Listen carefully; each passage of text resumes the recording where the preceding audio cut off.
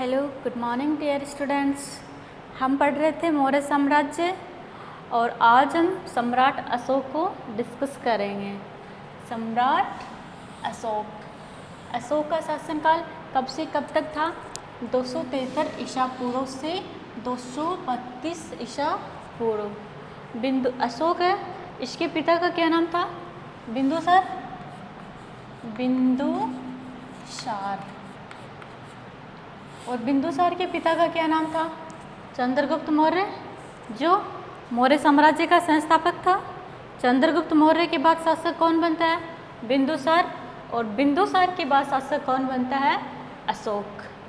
वैसे बिंदुसार का सबसे बड़ा पुत्र था सुसीम। अशोक का बड़ा भाई कौन था? सुसीम। बिंदुसार के सभी पुत्रों में सबसे योग्य पुत्र कौन था? अशोक। इसलिए बिंदुसार के बाद शासक कौन बनता है? अशोक है। इसकी माता के कई नाम मिलते हैं, जैसे अशोकावदान में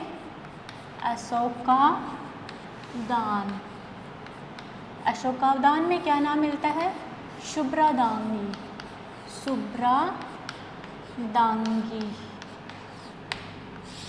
और दिव्यावदान में क्या नाम मिलता है?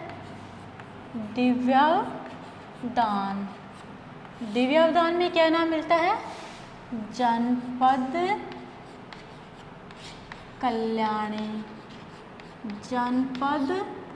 कल्याणी। और महाबोधि वंश में क्या नाम मिलता है?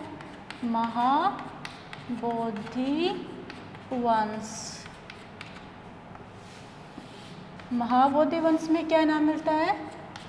धम्मा। अशोक के माता का अशोकावदान में क्या नाम मिलता है? शुभ्रादांगी। और दिव्यावदान में क्या नाम मिलता है? जनपद कल्याणी। और महाबोधि वंश में क्या नाम मिलता है? धम्मा। और अशोक की रानी का क्या नाम मिलता है अभिलेखों में? अभिलेखों में अशोक की रानी का नाम मिलता है कारुवाकी।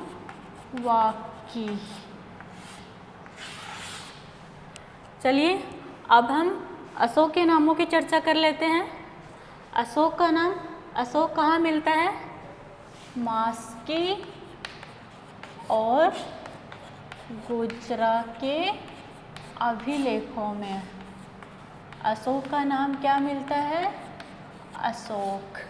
मास्की और गुजरा के अभिलेखों में अशोक का क्या नाम मिलता है? अशोक। और पुराणों में अशोक का क्या नाम मिलता है? पुराणों में मिलता है अशोकवर्धन।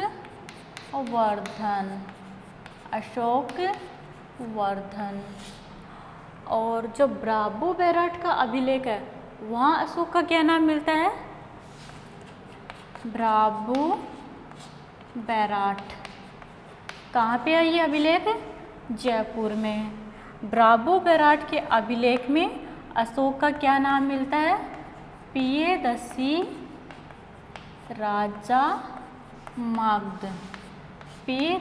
राजा मगध। और रुद्रदामन के जूनागढ़ अभिलेख में अशोक का क्या नाम मिलता है? रुद्रदामन के जूनागढ़ अभिलेख में अशोक का नाम मिलता है अशोक मौर्य। और जो बराबर के गुहालेख हैं, बराबर के गुहालेखों में क्या नाम मिलता है?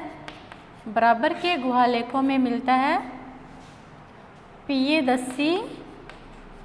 पियदसी राजा। बराबर के गुहालेख हैं वो कहाँ पे है? बिहार में।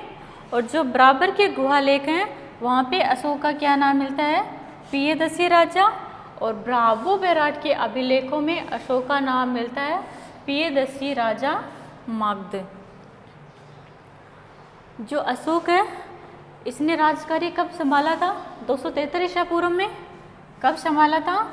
273 ईसा पूर्व में। लेकिन इसका राज्याभिषेक कब होता है? राज्याभिषेक होता है 269 ईसा पूर्व में।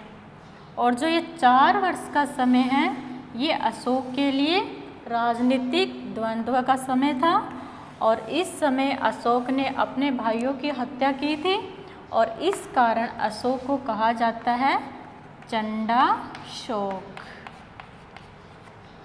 क्या कहा जाता है अशोक को? चंडाशोक। क्यों? क्योंकि उसने अपने भाइयों की हत्या की थी।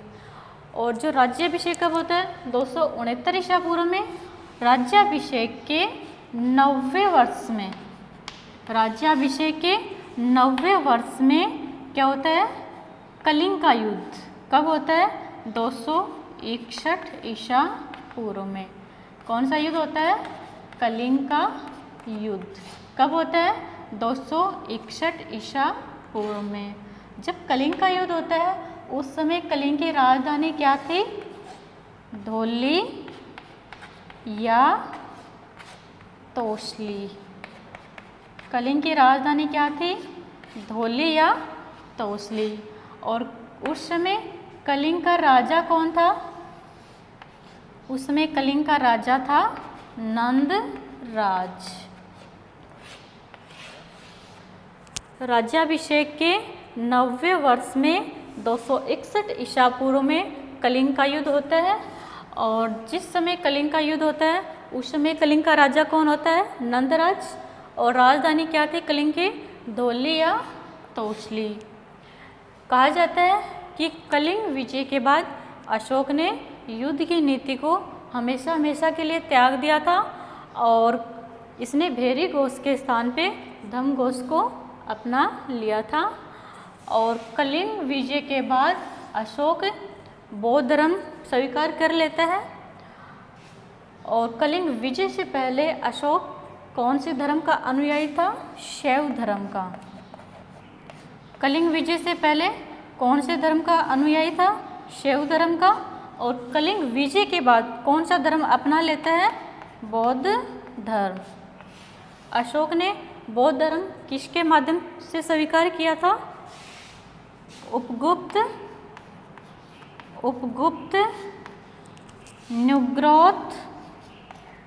न्युग्रोथ और बाल पंडित।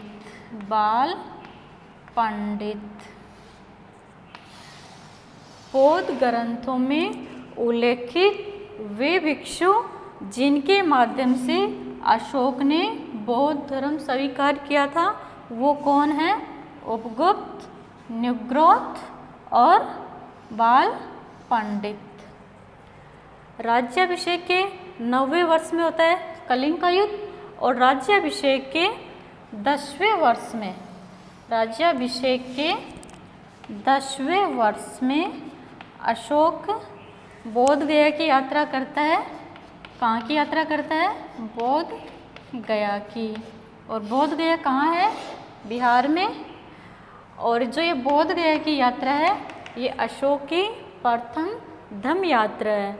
अशोक ने कलिंग विजय के बाद बौद्ध धर्म को अपना लिया था और धम्म की नीति को अपना लिया था और अशोक ने विहार यात्राओं के स्थान पे धम्म यात्राओं को शुरू किया और अशोक की प्रथम धम्म यात्रा है बोध गया की। और राज्याभिषेक के 20वें वर्ष में अशोक कहाँ की यात्रा करता है? लुम्बिनी की। लुम्बिनी कहाँ है? रुमेनदेई जिला नेपाल में। ओके। और जो अशोक है इसने बौद्ध धर्म स्वीकार किया था, इसकी जानकारी हमें इसकी पुष्टि कहाँ से होती है? ब्रावो बैराट के अभिलेख से। जो ब्रावो बैराट का अभिलेख है इसमें अशोक ने बौद्ध धर्म के त्रिरत्न कौन कौन से हैं? बुद्ध, धम्म और संघ। अशोक ने बौद्ध धर्म के त्रिरत्नों में आस्था प्रकट की है, बुद्ध, धम्म और संघ। बुद्ध क्या है? बौद्ध धर्म के संस्थापक महात्मा बुद्ध। और धम्म क्या है? ये है महात्मा बुद्ध के उपदेश। और संघ क्या है? बौद्ध धर्म के भिक्षु और भिक्षुणियों का संगठन। क्या है? संघ। ये क्या है? बौद्ध धर्म के त्रिरत्न। अशोक ने ब्रावो बेराट के अभिलेख में बौद्ध धर्म के त्रिरत्नों में आस्था प्रकट की है। इससे हमें पता चलता है कि अशोक बौद्ध धर्म का अनुयायी था और अशोक ने बराबर की पहाड़ियों में, बराबर की पहाड़ियाँ कहाँ हैं? बिहार में। अशोक ने बराबर की पहाड़ियों में 4 गुहाओं का निर्माण करवाया था। कौन कौन सी हैं? सुदामा, चापार, कर्ण और विश्व झोपड़ी। अशोक ने बराबर की पहाड़ियों में 4 गुहाओं का निर्माण करवाया था आजीविकों के लिए। और वो 4 गुहाएं कौन कौन सी हैं? सुदामा, चापार, कर्ण और विश्व झोपड़ी। एक बार हम फिर से रिवाइज कर लेते हैं। सम्राट अशोक का शासनकाल कब से कब तक था? 273 ईसा पूर्व से 232 ईसा पूर्व। अशोक के पिता का क्या नाम था? बिंदुसार। और माता का नाम? अशोकावदान में क्या मिलता है? शुभ्रादांगी।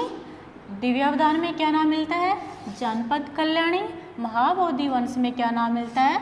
धम्मा। और अभिलेखों में अशोक की रानी का क्या नाम मिलता है? कारुवाकी। और अशोक है, इसका नाम मास्की और गुजरा अभिलेखों में क्या मिलता है? अशोक। और पुराणों में क्या नाम मिलता है? अशोक वर्धन।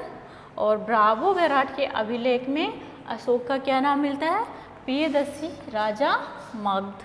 और रुद्रदामन के जूनागढ़ अभिलेख में अशोक का क्या नाम मिलता है? अशोक मौर्य। और बराबर की जो गुहा लेख हैं वहाँ पे अशोक का क्या नाम मिलता है? प्रियदर्शी राजा। और बराबर की पहाड़ियाँ कहाँ हैं? बिहार में। अशोक ने बराबर की पहाड़ियों में 4 गुहाओं का निर्माण करवाया था। सुदामा, चापार, कर्ण और विश्व झोपड़ी। और अशोक की रानी का नाम अभिलेखों में क्या मिलता है? कारुवाकी। और अशोक ने राजकार्य कब संभाल लिया था? 273 ईसा पूर्व में। और इसका राज्याभिषेक कब होता है? 4 वर्ष बाद 269 ईसा पूर्व में। और अशोक को क्या कहा गया है? चंडाशोक। और राज्याभिषेक के 90वें वर्ष में क्या होता है? कलिंग का युद्ध। कब? 261 ईसा पूर्व में। और कलिंग की राजधानी क्या थी उस समय? धौलिया तोसली। कलिंग का राजा कौन था उस समय? नंदराज। और कलिंग विजय के बाद अशोक बौद्ध धर्म स्वीकार कर लेता है। और अशोक को बौद्ध धर्म किसके माध्यम से अशोक ने बौद्ध धर्म स्वीकार किया था? उपगुप्त, निग्रोध और बाल पंडित। अशोक राज्याभिषेक के 10वें वर्ष में कहाँ की यात्रा करता है? बोध गया की। और राज्याभिषेक के 20वें वर्ष में कहाँ की यात्रा करता है? लुम्बिनी की। जो अशोक है, इसका राजनीतिक जो जीवन है वो कहाँ से शुरू होता है?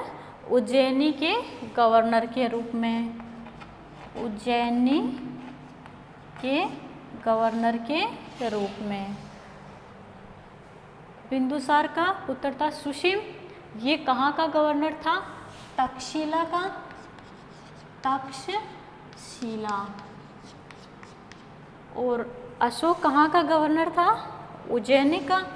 और बिंदुसार के समय तक्षशिला में एक विद्रोह होता है जो सुसीम के नियंत्रण से बाहर हो जाता है। और इस युद्ध को, इस विद्रोह को शांत करने के लिए बिंदुसार किसको भेजता है? अशोक को। कहाँ पे? तक्षशिला में। और अशोक इस विद्रोह को बिना शस्त्र का प्रयोग किए ही शांत कर देता है। और इसके बाद जो अशोक है, इसके बाद हम अशोक के जो अभिलेख हैं वो हम नेक्स्ट क्लास में पढ़ेंगे। आज के लिए इतना ही। तब तक के लिए धन्यवाद।